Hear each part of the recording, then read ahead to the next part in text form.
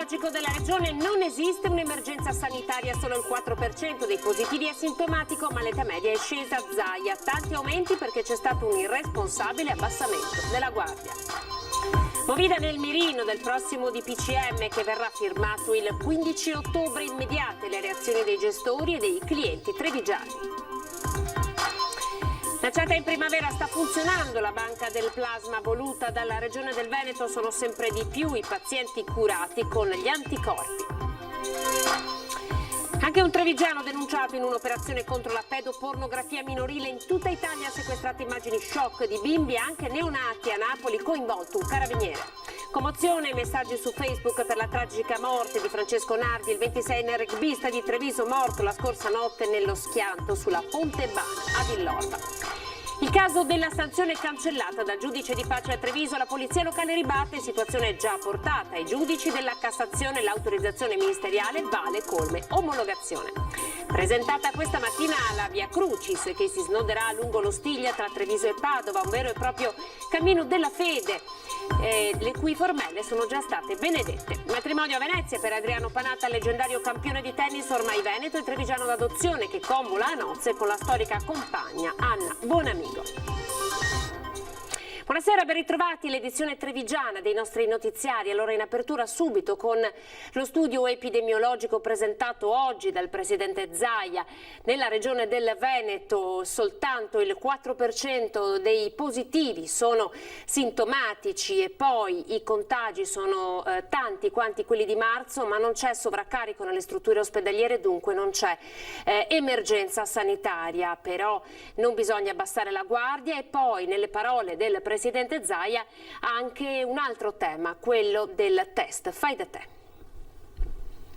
Dobbiamo evitare altre restrizioni, altre misure. Roma non deve imporre un nuovo lockdown, in questa direzione devono andare gli sforzi del Veneto. Lo aveva anticipato il ministro per gli affari regionali Boccia alcuni giorni fa, non possiamo escludere, aveva detto, la chiusura dei confini tra le regioni. Oggi è il presidente Zaia che, annunciando il ritorno delle previsioni dell'algoritmo, dà i nuovi dati dei contagi e dei ricoveri effettivi, escludendo così ogni ipotesi di emergenza sanitaria. Per noi l'indicatore vero è l'ospedale, ma scusate, noi ci stiamo occupando di sanità pubblica. Se c'è l'ospedale che non è in difficoltà perché 29 persone in terapia intensiva in tutto il Veneto su 4.900.000 veneti non mi sembra una grande incidenza. Il 96% dei contagiati in Veneto è asintomatico. A marzo invece un positivo su 3 veniva ricoverato in terapia intensiva. Non abbiamo i ricoveri e il carico in ospedale che avevamo a marzo. Cambia poi l'età media di chi si positivizza. Siamo passati da un'età mediana di 60 a 65 anni del positivo a un'età mediana di 40-45 anni. Tradotto, il Covid si contrae maggiormente con una vita attiva nelle situazioni in cui i contatti sociali sono particolarmente favoriti. In questi casi serve più attenzione. C'è un calo di attenzione e c'è un abbassamento della guardia irresponsabile. Restano basse le percentuali di contagio in classe. Ad oggi si è ammalato solo lo 0,4% degli alunni e lo 0,25% degli operatori scolastici. Attenzionato il caso veneziano con un boom di contagi nelle ultime 48 ore. A Venezia esiste un caso a Venezia perché c'è un cluster veneziano, e quindi noi abbiamo un focolaio, Dal Ben stamattina ne ha parlato. Non c'è nessuna tragedia, ma vanno seguiti. Sul fronte tamponi, il Veneto, dopo il test rapido validato da Roma, sta testando anche i test fai da te, che potrebbero rappresentare la nuova frontiera nella gestione del contagio. Vi posso garantire, visti, toccati con mano, Rigoli ha già anche dei kit validati che arrivano dall'estero per, l'autosomministrazione del fai da te. La stoccata alla fine arriva per la Svizzera, che ad oggi segna il doppio dei contagi giornalieri rispetto alla nostra regione. Fanno anche metà dei tamponi nostri, hanno il triplo, 1,5 volte di positivi. Forse dovremmo chiudere noi le frontiere. Allora, in queste ore il governo ha convocato i ministri, domani l'incontro con il comitato tecnico scientifico per studiare il nuovo DPCM. Si profila una stretta per clienti e locali nel prossimo decreto. Siamo andati in città a Treviso per sentire i gestori dei locali che cosa ne pensano. Che sosti sono ad aspettare il posto. E quindi dove sosterà ad aspettare il posto? No, deve girare. Ah, deve girare? Fa un put interno. Inventiva e risposta trevigiana alla nuova e possibile limitazione romana, che potrebbe, il condizionale al momento d'obbligo, essere contenuta nel prossimo decreto del Premier Conte, come previsto per giovedì prossimo. In pratica si vogliono eliminare i possibili assembramenti in attesa di un posto al banco o di un tavolino, sia al bar che al ristorante. Cosa che i gestori sottolineano è facile da disporre per legge, ma difficile da attuare. Mi immagino le cene aziendali, i pranzi aziendali, sarà un casino farli sedere tutti. Perché già adesso i gestori diventano quasi degli sceriffi del plateatico, con un occhio al banco e l'altro sulla gente. Noi quando vediamo gli assemblamenti comunque fuori i locali sempre chiediamo ai clienti di mantenere sempre le distanze. A Cornigliano come a Treviso però l'umore è uguale per tutti. È praticamente impossibile gestire tutto, cioè o facciamo i guardiani o facciamo gli osti, o lavoriamo o non lavoriamo. E non è giusto che la questione degli assemblamenti sia diretto alla ristorazione. E poi comunque anche la gente si scoraggia e non esce volentieri come prima. Sulla stessa linea anche la clientela. Impedire non significa consentire la ripresa, non significa consentire agli esercenti di ripartire, non significa mantenere quello che è il livello economico della nostra società. Tra l'altro ulteriore complicazione difficile da spiegare ai turisti stranieri. Fino adesso abbiamo sempre trovato posto e buona cena, buon pranzo. Insomma, un'imposizione che aumenterà l'incertezza, con il risultato che anche per un caffè al bar bisognerà prenotare e non sarà uno scherzo. Ma davvero? È uno scherzo? Se è troppo pieno devo andare. Però io di solito qui prenoto, quindi non ho di questi problemi. È stata lanciata in primavera e sta funzionando la banca del plasma voluta dalla Regione del Veneto. Sempre più pazienti vengono curati con gli anticorpi. L'obiettivo della realizzazione della banca è stato raggiunto, ma anche stiamo raggiungendo lo scopo della realizzazione della banca. E lo scopo è quello di curare i malati attraverso l'utilizzo del plasma delle persone guarite dal Covid-19 che quindi hanno maturato gli anticorpi, materiale biologico che fa la differenza nel trattamento della patologia. Giustina De Silvestro è il medico che a fianco della Regione ha prima sperimentato e poi implementato il sistema all'azienda ospedaliera di Padova. Insomma, la cura, funzione a dirlo, è anche il raffronto con la primavera. Il plasma viene utilizzato in quei pazienti che hanno una forma di polmonite legata appunto a questa infezione virale che può compromettere la funzionalità respiratoria in maniera grave. I pazienti che hanno presentano questo quadro clinico ci sono ancora, non ci sono stati soltanto nel primo episodio epidemico, ma si presentano ancora oggi. Che cos'è che è cambiato rispetto a prima? È che oggi abbiamo il prodotto pronto, disponibile, per cui possiamo somministrarlo in fasi molto più precoci di malattia. E a cambiare non deve essere soltanto la cura, ma anche l'approccio al contagio, come stanno chiedendo molti microbiologi. In pratica, quando una persona positiva al Covid ha una carica virale molto bassa, dovrebbe essere considerata negativa. Un accoglimento di questa proposta cambierebbe ovviamente anche le statistiche, oltre a ridurre il numero delle quarantene.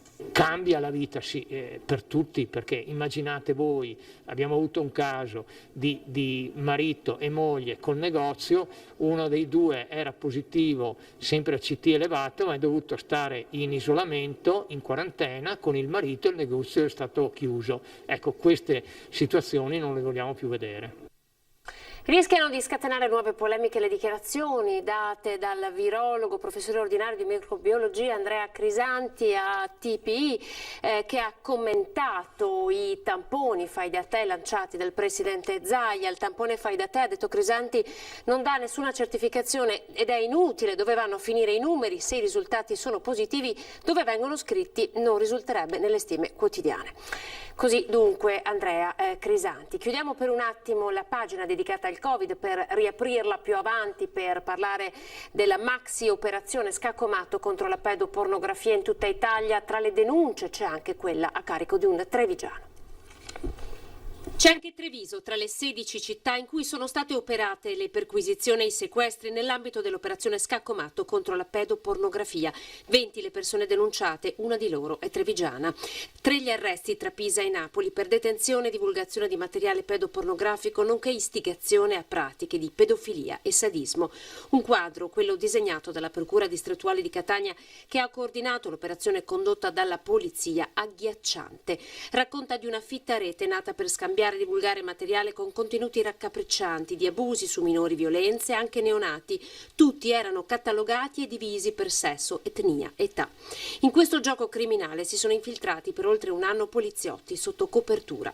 L'operazione è scaturita da un monitoraggio del web e dal successivo rinvenimento di un sito ospitato su un server di un paese estero. Conteneva immagini di pornografia minorile e commenti che istigavano esplicitamente alla commissione di atti sessuali a danno dei minori, pubblicati da centinaia di utenti del tutto anonimi. Molti di loro, una volta entrati in contatto, si spostavano su altre piattaforme virtuali ritenute più sicure, con sistemi di anonimizzazione e servizi di messaggistica crittografata. Durante le indagini, agenti della Polizia Postale di Catania e del Centro Nazionale di Contrasto alla Pedofilia Online sono riusciti anche a localizzare alcuni dei luoghi degli abusi e a identificare 3 delle vittime. Per loro sono già stati attivati protocolli di copertura. C'è stato un tragico incidente stradale ieri lungo la Pontebana Villorba, ha perso la vita un 26enne trevigiano. Subito è partito il cordoglio sulla sua pagina Facebook. Ti sono stato vicino in migliaia di mischie, fianco a fianco. Non sai cosa darei per farne adesso un'altra, per averti a fianco ancora. Stamattina ho appreso la brutta notizia e mi è caduto il mondo addosso. Mi mancherai un sacco. Sono tanti i messaggi di affetto nei social per Francesco Nardi, il 26enne trevigiano deceduto nell'incidente stradale avvenuto ieri sera poco dopo le 22 a Lancenigo di Villorba. Checco, come lo chiamavano in squadra, era molto conosciuto nell'ambiente del rugby, aveva giocato con il Villorba. Una giovane vita spezzata da un tremendo impatto con un'auto che procedeva in direzione opposta, che per cause ancora in corso di accertamento si è scontrata con la Golf condotta da un amico di Francesco. I 2 amici erano praticamente arrivati, dovevano recarsi nel locale al di là della strada per bere un aperitivo in compagnia. Nell'entrare nel parcheggio è venuto l'impatto con l'auto che viaggiava in direzione di Spresiano. Fatali le ferite riportate dal giovane rugbista che era seduto sul sedile del passeggero. Sul posto per i soccorsi sono intervenuti medico e infermieri del SUAN 118 con ambulanza e automedica. Inutili purtroppo tutti i tentativi di rianimare il 26enne deceduto poco dopo a causa delle gravissime lesioni riportate nell'incidente. Ferito invece fortunatamente in maniera non grave l'amico di Vittorio Veneto di 21 anni.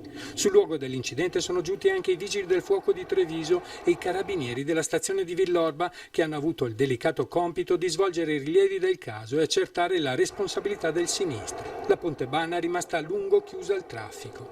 La salma è ora a disposizione dell'autorità giudiziaria che aprirà un fascicolo d'indagine per omicidio stradale. Il 35enne al volante della BMW ha riportato solo lievi lesioni.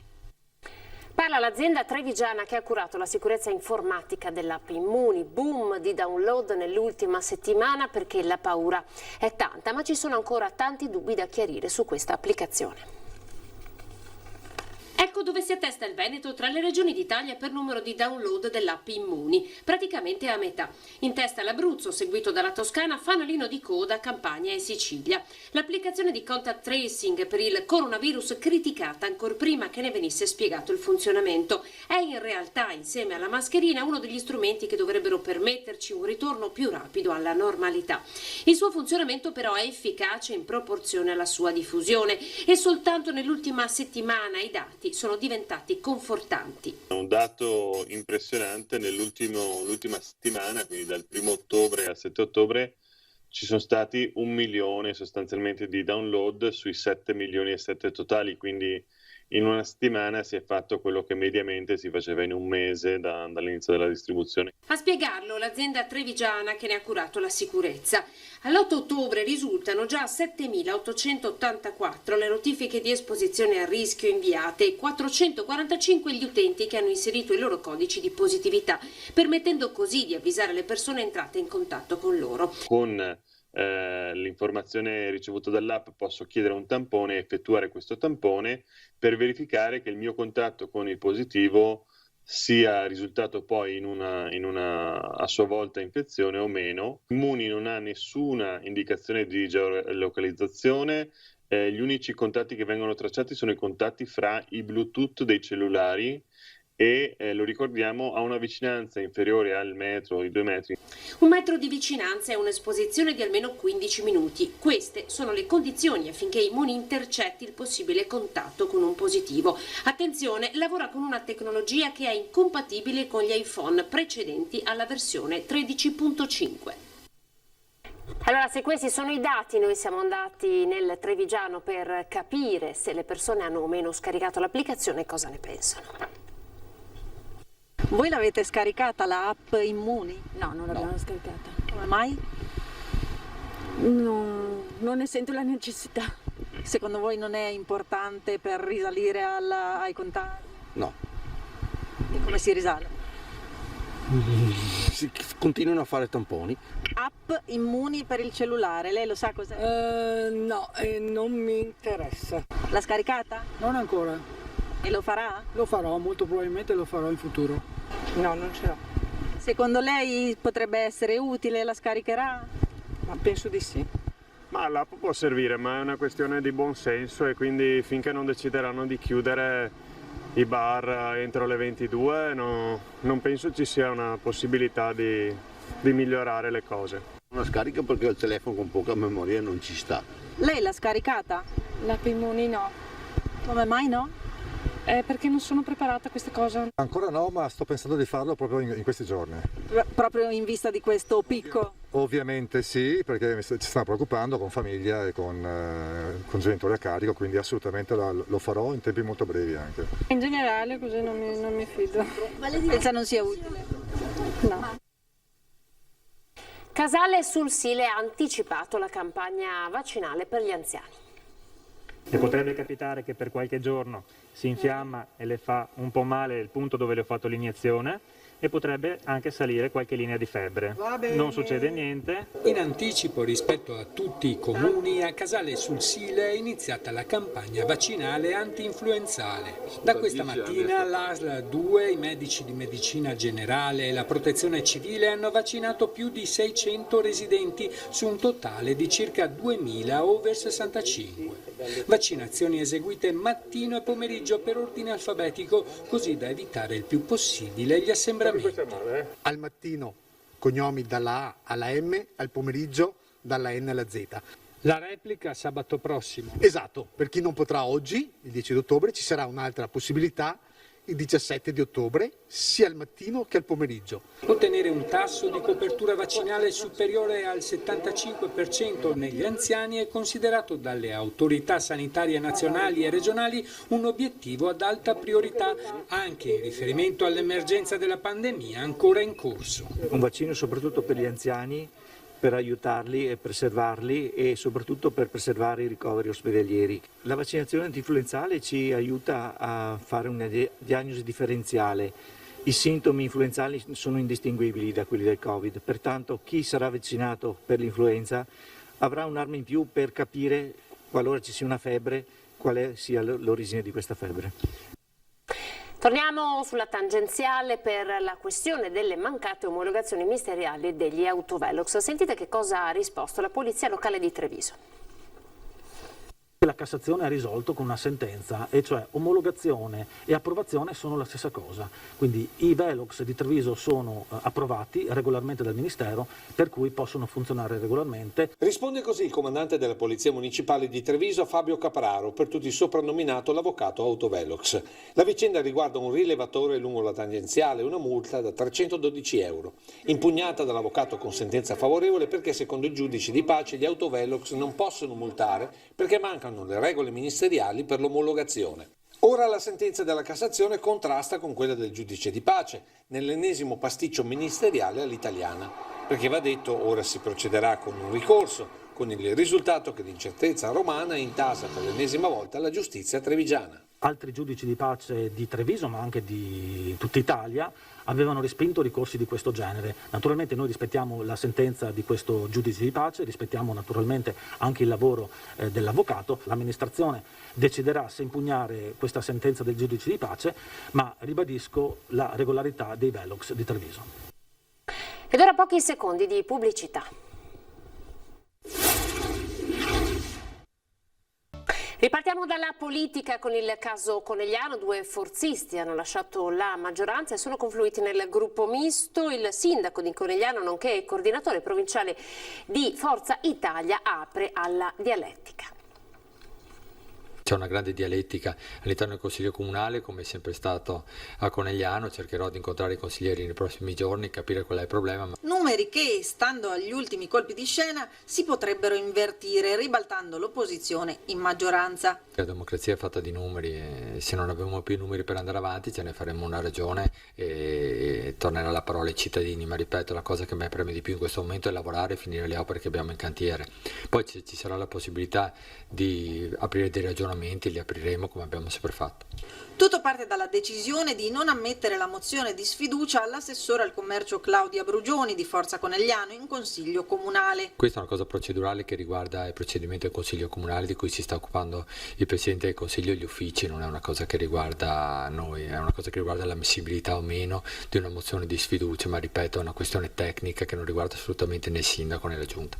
Oggetto del contendere e ago della bilancia per Leopoldino Miorin e Pierantonio Bottega, che hanno preso le distanze da Forza Italia, partito di cui il sindaco è coordinatore provinciale, o meglio le distanze da questa Forza Italia, scegliendo di confluire nel gruppo misto e minando insieme ai popolari di Conegliano, a loro volta in rotta con la maggioranza, gli equilibri, il tutto senza contestazioni dirette all'operato del sindaco. Ognuno ha la propria sensibilità, in questo momento non ci troviamo sulla stessa lunghezza d'onda, ma ripeto ci sarà tempo per incontrarli. È stata presentata questa mattina la Via Crucis che si snoderà lungo l'Ostiglia tra Treviso e Padova. Le formelle sono state benedette da Monsignor Tommasi. Cosa succede? Assolutamente legittimo, assolutamente legittimo. L'emozione dell'uomo di fede ha sopraffatto quella dell'imprenditore Damaso Zanardo, anima del cammino che lega e legherà i santuari antoniani con la chiesa francescana di Treviso. La presentazione in un luogo simbolo dell'impresa trevigiana lungo l'Ostiglia, che sarà nel tratto tra Treviso e Padova un sentiero di pellegrinaggio.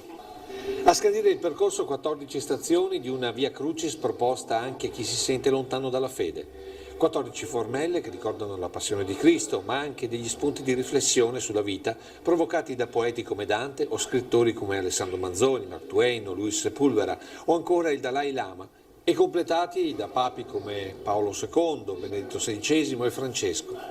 Formelle benedette dal Vescovo di Treviso. Mettere la fede lì dove appartiene. Non è cosa chiusa, non è nel sacro, è nella vita. È una proposta discreta di riflettere insieme sui valori profondi dell'umanità e di quelli siamo tutti depositari e ne abbiamo bisogno tutti. Per ogni stazione lungo l'Ostiglia sarà infatti predisposto un luogo di raccoglimento e saranno valorizzati i crocevia di altri percorsi della fede. Questo è uno dei modi per essere nel territorio, in cammino, in meditazione, in riflessione. 35 chilometri sui quali, questo è l'obiettivo dei promotori, ritrovare se stessi. Un percorso lungo, retto, coperto da una vegetazione, scandito da 14 tappe con 14 frasi che fanno riflettere sul motivo della nostra vita e sulla nostra singola percorso di vita in questa temporaneità che abbiamo. Si è sposato a Venezia Adriano Panatta, leggenda del tennis trevigiano d'adozione, con la sua compagna Anna Bonamigo.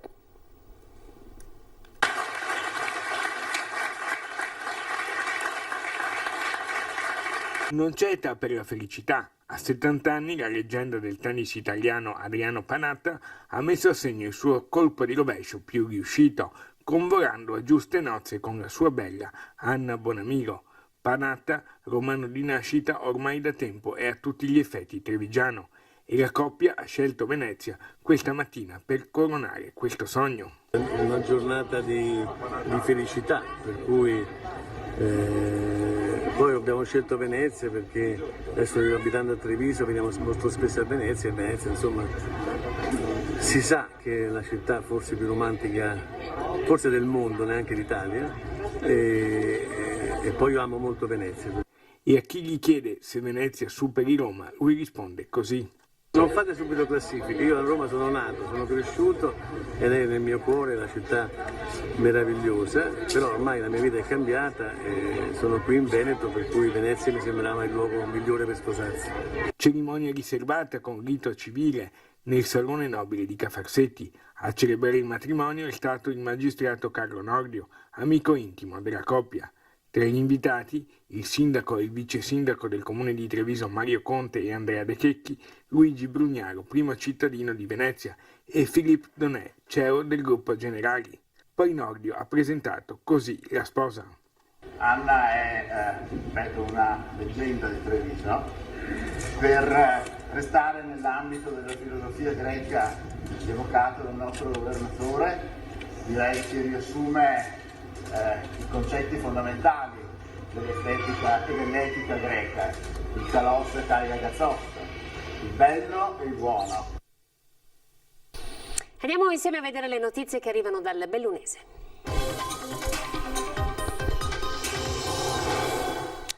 La cronaca: esplosione nella notte a Belluno, i banditi hanno fatto scoppiare con l'esplosivo lo sportello bancomat della Banca Prealpi di via Vittorio Veneto, fuggendo poi con 30.000 euro di bottino. Il boato ha svegliato gran parte dei residenti che hanno chiamato le forze dell'ordine. La banda è scappata a bordo di un'automobile scura.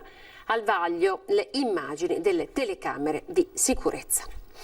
E torniamo a Longarone, perché a conclusione delle celebrazioni per l'anniversario del Vajont un convegno è stato dedicato questa mattina alla lotta della scienza contro il Covid. Testimone d'eccezione Mattia Maestri, il paziente numero 1 di Codogna. Per la prima volta lo abbiamo ascoltato.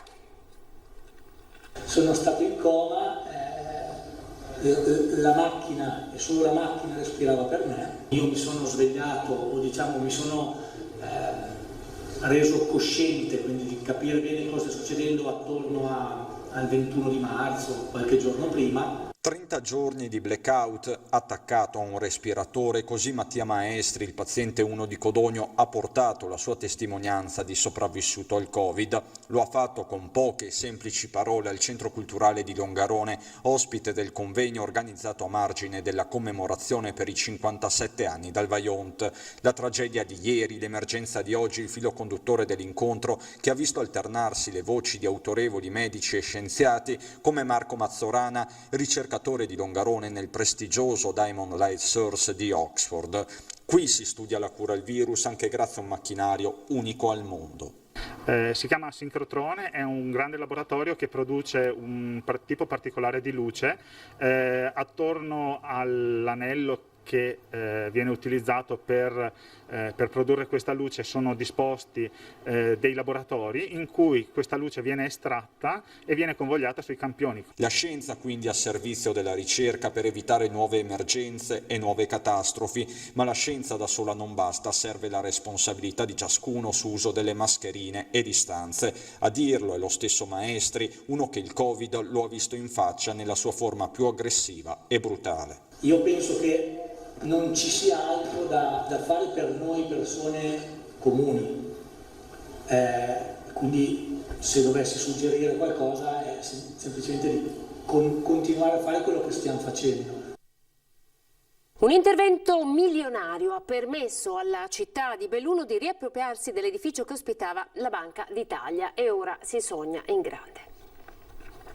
Io credo che sia essenziale per la città di Belluno riuscire a ritornare ad essere attrattiva anche per le valli circostanti. Riportare Belluno al centro non solo del territorio dolomitico è un obiettivo ambizioso quello di Roberto Chemello e Luigi Francavilla, nomi che hanno fatto la storia di Luxottica accanto a Leonardo Del Vecchio e che hanno restituito alla città il palazzo della Banca d'Italia, da oggi riaperto al pubblico con un mega negozio di abbigliamento e accessori, una riqualificazione che riguarda anche i dintorni. L'investimento complessivo supera i 10 milioni di euro per l'intervento di Banca d'Italia, mentre per quanto riguarda l'intervento dell'ex ospedale si aggira, supera i 30 milioni di euro. Ma il rilancio del capoluogo è in corso da tempo e nemmeno l'incertezza legata al Covid lo ha fermato. La Banca d'Italia si inserisce all'interno di una serie di investimenti, quelli della rigenerazione urbana, che stanno completamente ridisegnando l'intero centro storico della città di Belluno, completando in qualche modo anche un percorso che era partito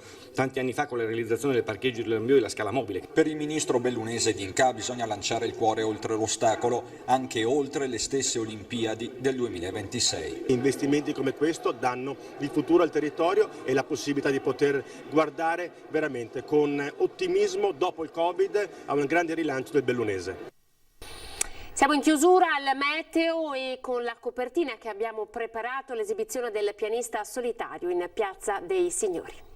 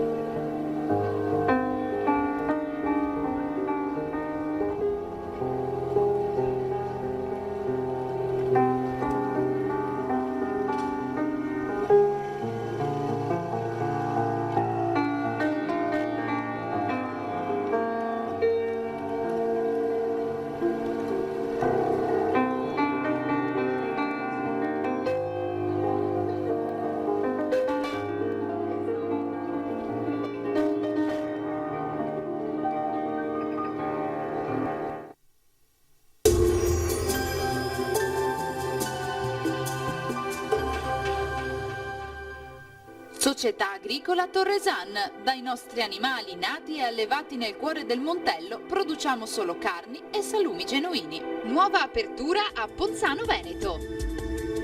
Benvenuti al meteo. Una nuova perturbazione dall'Artico raggiunge l'Italia, maltempo e temperature in brusco calo. Insomma, l'autunno sembra davvero entrare nel vivo. La situazione nel dettaglio. Sul Veneto condizioni spiccatamente instabili con piogge e temporali diffusi sin dal mattino e un po' per tutto l'arco della giornata, localmente anche di forte intensità. Limite della neve in abbassamento fino a circa 1000-1200 metri sulle Dolomiti. Clima come detto più freddo con temperature minime tra i 5 e gli 11 gradi, valori massimi compresi invece tra 11 e 14 gradi all'incirca. Ci spostiamo ora sul Friuli Venezia Giulia, anche qui precipitazioni temporalesche dappertutto, localmente molto forti, dunque attenzione. Temperature minime fino a 9 gradi, massime invece sui 12-15 gradi. Ci spostiamo infine sul Trentino Alto Adige dove non cambia lo scenario, anche qui piogge diffuse anche intense. Temperature minime sui 6-7 gradi, valori massimi invece fino a 14 gradi. Dal meteo per ora è tutto, io vi auguro un buon proseguimento in compagnia di Antena 3. Arrivederci.